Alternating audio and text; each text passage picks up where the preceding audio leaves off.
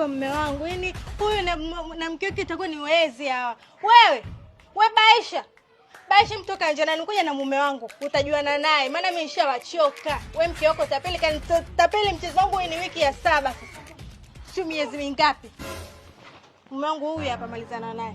Mkeo yuko wapi? Mimi mke wangu mimi ametoka. Mimi swala hilo sio kwamba mimi mwenyewe. Utakuwa kamficha ndani? Hapana, mimi mwenyewe mke wangu najua sio deni hilo tu. Ni ana madeni kibao. Yaani hapa kila siku anakuja watu.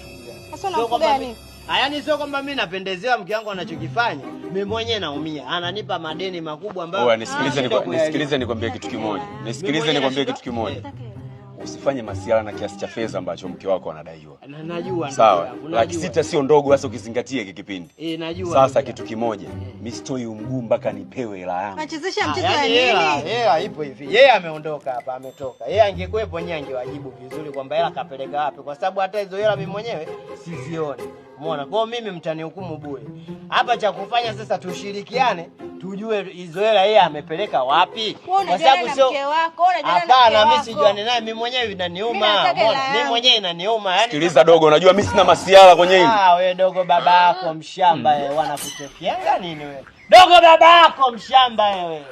Yaani umekuja nyumbani kwangu, unataka kutawala na uchope wako, afu unaniita dogo dharau mbele ya demu wako. Mshamba wewe.